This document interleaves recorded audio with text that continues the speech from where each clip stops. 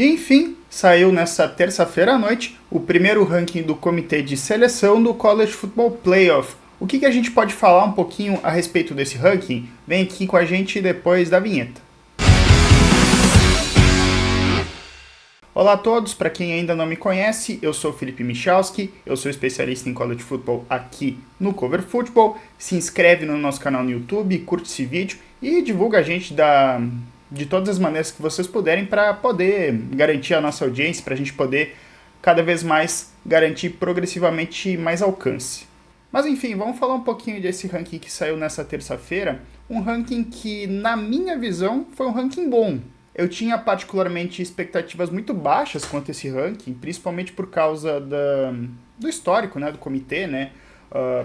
Os primeiros rankings, costumeiramente, eles eram rankings muito ruins, assim, de você ter escolhas bastante absurdas, de alguns times de certas conferências serem colocados muito para baixo, né? Principalmente times da ACC e da Big 12, também times da Pac-12, quando a Pac-12 ainda era uma Power Conference, e não foi muito o que aconteceu, assim, e considerando até também o cenário, por exemplo, da infame decisão de 2023, em que o comitê coloca Alabama na semifinal do College Football em detrimento de uma Florida State 13-0, que venceu todos os jogos, mas que tinha perdido seu quarterback. E que, no fim das contas, o comitê decidiu deixar a Florida State de fora, né? Naquele caso em particular. O ranking a gente vai colocar em algum lugar aqui na tela, né, propriamente assim, para o pessoal dar uma olhada, dar uma observada, né, e poder também fazer a sua devida avaliação, né. Mas então, fazendo alguns comentários, né. Eu vou começar pelos pontos positivos, assim, desse ranking. Começando pelo top 3, aqui eu estou olhando um pouco pro lado, assim, porque eu estou nas primeiras gravações propriamente aqui, assim, primeiras gravações, né, então isso acaba dificultando um pouco aqui para mim fazer a avaliação, mas assim, eu estou olhando, assim, só para o pessoal ter um pouquinho de noção. Eu tô olhando aqui pro ranking aqui do lado, né? Para mim, assim, de acertos, o top 3, Ohio State, Indiana, Texas A&M, mantiveram de uma maneira mais ou menos intacta, assim como o ranking da IP fazia. E para mim esse top 3 ele é praticamente questionável, assim, de você manter 3 equipes invictas que estão jogando bem, que estão performando bem, não colocando algumas outras cidades, como por exemplo, botar Alabama na frente de alguém, ou por exemplo, sei lá, baixar Indiana, porque às vezes não tem uma força de marca tão forte, o comitê não fez essa bobagem, assim. Quarto lugar para Alabama, quinto para Georgia, também concordâncias minhas. Eu colocaria BYU à frente de Ole Miss, mas aí já é uma avaliação pessoal, e aí nem o ranking da AP e nem o ranking do comitê fizeram isso, então eu não vou ficar fazendo questionamentos a respeito disso. Texas Tech em oitavo, Oregon em nono é algo meio questionável, assim, tipo... Talvez eu colocaria Oregon à frente de Texas Tech, mas é que a grande questão é que a grande vitória de Oregon na temporada, que foi sobre Penn State, no fim das contas é uma vitória que não valeu tanto, né, propriamente, porque, assim, passadas semanas depois, Northwestern venceu, Iowa venceu, Penn State está com campanha 3-5, então essa vitória não virou grande coisa. E o grande jogo da temporada que Oregon fez até o momento foi o jogo contra Indiana. Oregon perdeu, então nesse sentido há uma certa coerência. Agora baixando do nono lugar, nós temos Notre Dame em décimo. Eu tendo a concordar medianamente, assim, mas para mim nem é a pior questão aqui. Texas na 11 e Oklahoma na 12. Eu tenho algumas discordâncias fortes quanto a isso. O comitê deu uma valorizada talvez até mais do que, por exemplo, o ranking da AP em relação a times da ACC que, por exemplo, tem uma derrota. Virginia está na 14, Louisville na 15 e Georgia Tech na 17.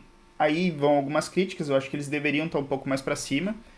Num cenário de playoff, assim, até já vou antecipar um pouquinho de cenário aqui, Texas e Oklahoma não estariam no playoff, porque são 12 equipes que se classificam, mas são 5 vagas automáticas. E nesse cenário nós teríamos como vagas automáticas Ohio State, Alabama, BYU, e daí nós teríamos Virginia na 14 e Memphis, que não está ranqueada, mas que ontem na transmissão da ESPN americana eles colocaram Memphis, mesmo não ranqueada, como o representante do Grupo A5. Ainda não aconteceu um cenário de playoff em que um time não ranqueado se classificou, né? Até porque é o segundo ano desse modelo e, enfim, né? Ano passado o time no Grupo A5, que foi Boise State, pegou o Seed 3, inclusive pelo contexto do regulamento do ano passado. Mas continuando aqui a nossa avaliação.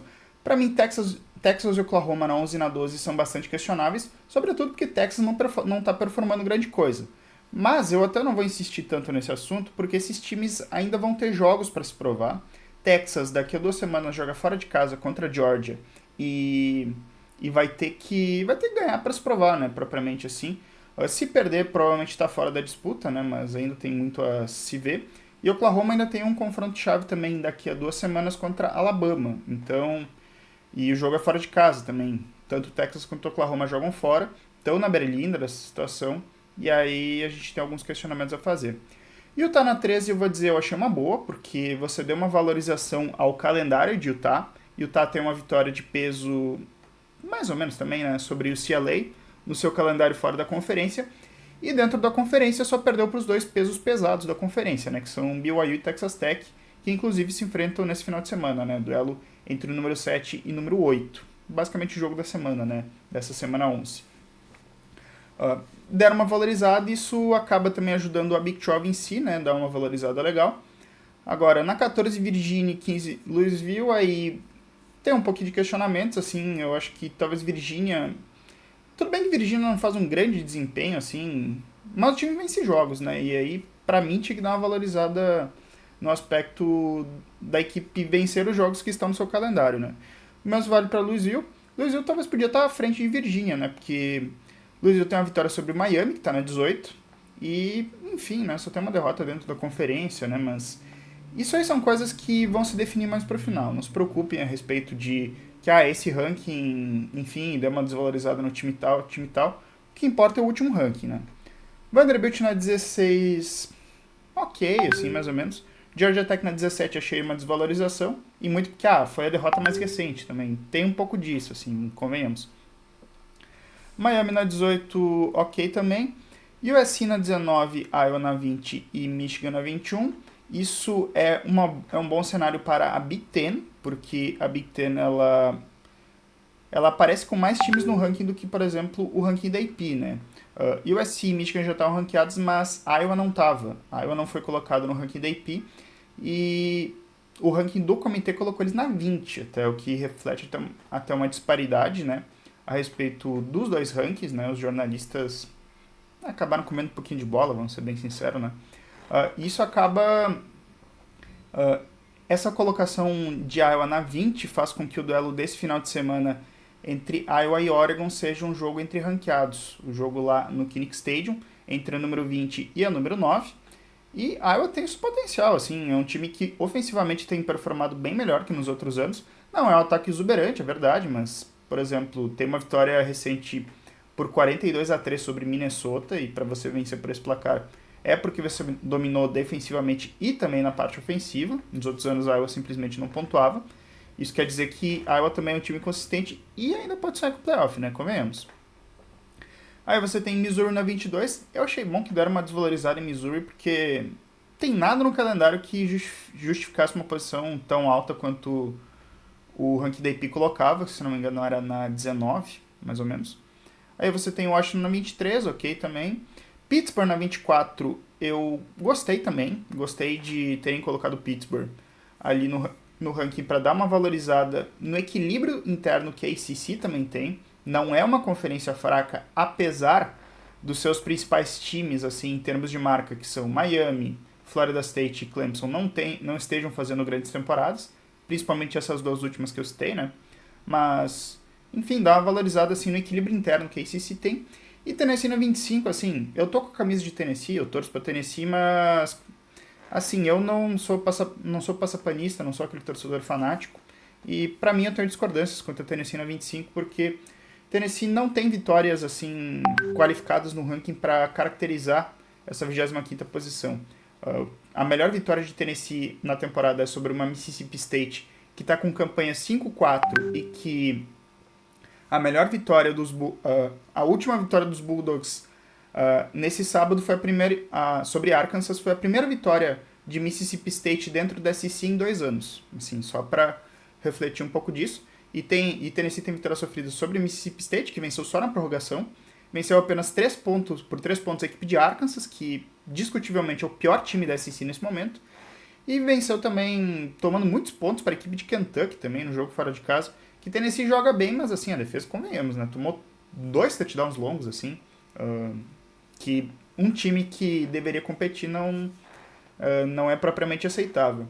Algumas ausências notáveis, assim, nesse ranking, assim, que a gente pode falar. Não tem time do Grupo of Five, não tem time da American, não tem time da Mountain West, companhia, né? Não foi clarificado tanto cenário propriamente de playoff a respeito da vaga do Grupo of Five, porque pelo menos um time do Grupo of Five vai se classificar. Isso aí não tem discussão, né? Propriamente. O comitê botou ali no ranking que o 12º time seria Memphis, né? Mas é um cenário que ainda está aberto, né, propriamente. E ele até abre esperanças, inclusive, na minha visão, para San Diego State, que tem campanha 7-1, que, claro, vai ter que vencer a conferência também, mas que está performando e os rankings estão dando uma desvalorizada na equipe dos Aztecs, mesmo o time tendo algumas atuações importantes. Eu citaria, por exemplo, uma vitória por 34-0 de San Diego State sobre Califórnia, que o comitê deu uma desvalorizada, aí, convenhamos. Outra ausência também que dá para talvez enumerar seria Cincinnati. Cincinnati, que no ranking da IP está na posição 25, foi colocada abaixo de Tennessee, por exemplo. Então, é uma decisão ali que o comitê botou. No fim das contas, eu acredito que essa 25ª posição de Tennessee ela serve até para justificar aquela profecia autorrealizável, né? De que, tem 3 times que tem... 3 times ali do topo que tem vitórias contra um time ranqueado, né? Que, já que Tennessee perdeu para a número 4 Alabama, perdeu para a número 5 Georgia e para a número 12 Oklahoma. Aí viram a profecia autorrealizável, né?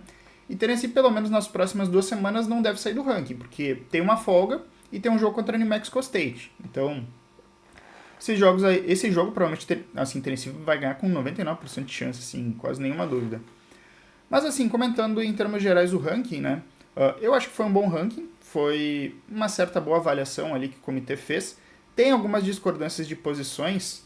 Eu não tô, assim, eu tô, portanto, dizendo que não é um ranking perfeito, porque, assim, alguns questionamentos a respeito de certas posições vão existir. Assim, não tem o que questionar, sabe? Tipo, Louisiana 15 é uma decisão questionável em relação a Notre Dame na 10.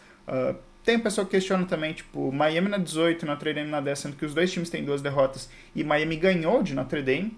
Aí, talvez o comitê queira avaliar que, o time nesse momento, nesse patamar da temporada, é um time melhor do que no início da temporada, mas tem um pouco da questão que, perdendo no início da temporada, parece que a derrota vale menos, né, conforme o tempo passa, o pessoal vai esquecendo e não dando tanto uma lembrada, né.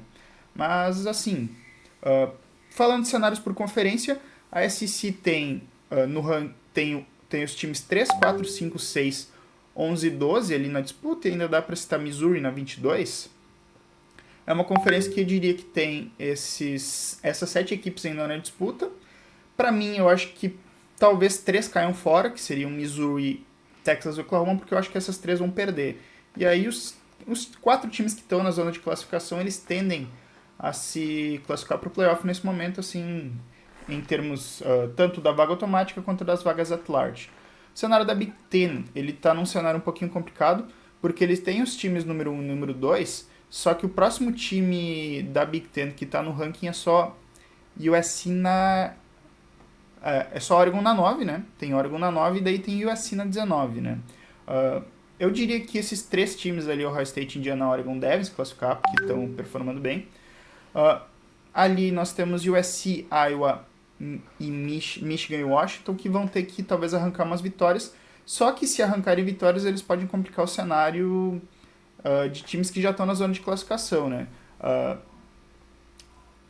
Oregon, em particular, tem confrontos contra Iowa e USC ainda, né?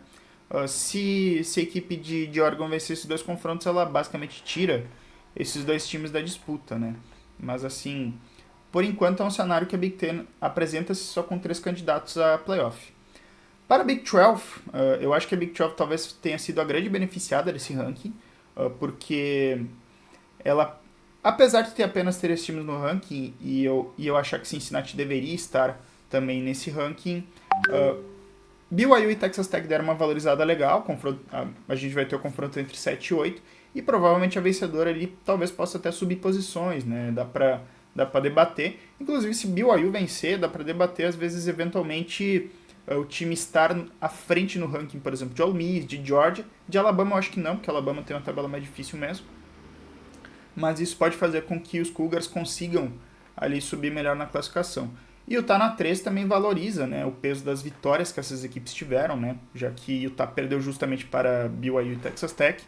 E o Utah, de certa forma, até se posiciona muito bem para uma vaga at large, porque agora, se vencer todas, né, existe ainda o cenário de poder chegar à final de conferência, porque se Texas Tech perde o confronto para BYU, o cenário para a segunda vaga da final fica em aberto.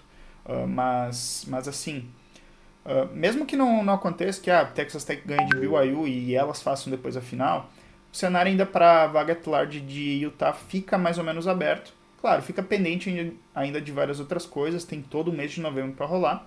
E claro, Utah tem que performar bem, né? Performou bem nas vitórias, performou mal contra a Texas Tech e contra a BYU também não fez um grande jogo, assim. Para ACC, talvez eu acho que o cenário ainda é um pouco mais preocupante, porque o seu melhor ranqueado está na posição 14, um time vai se classificar para o playoff, porque é inevitável, alguém vai ganhar a conferência, né? Mas, assim, por enquanto o cenário que se apresenta é de apenas um time da ACC no playoff, né? E no cenário que se apresenta também, tipo, é um cenário que os times podem se eliminar entre si ali, e a tendência é que a ACC, neste exato momento, ela apresente apenas o seu campeão. Nesse momento, Virgínia, né, lidera a conferência com outros 5 times ali na disputa pelo segundo lugar, pela segunda vaga, mas ainda tem muito confronto direto para rolar, ainda tem muita coisa para acontecer. E Miami, em particular, se o pessoal quiser perguntar, eu acho que o cenário de playoff para Miami é um cenário particularmente difícil, porque mesmo que vença todas as que restam, né, os times não vão decair tanto no ranking, e Miami não deve fazer a final da ACC. As chances de Miami para a final nesse momento são baixas, depende de uma combinação de resultados que a permita chegar à decisão, e aí chegando à decisão, podendo vencer, ela está no playoff, mas se depender da vaga at large, depender da vaga basicamente para o ranking, nesse momento é um cenário bastante difícil. E para o grupo A5, é o que eu estava comentando um pouco, eu ainda acho que a American segue como a favorita para levar a vaga desse grupo de 5 conferências ali, até porque tem mais equipes na competição. E aí no cenário, assim, na minha visão particular, correm por fora, ainda fora da American, as equipes de San Diego State e James Madison.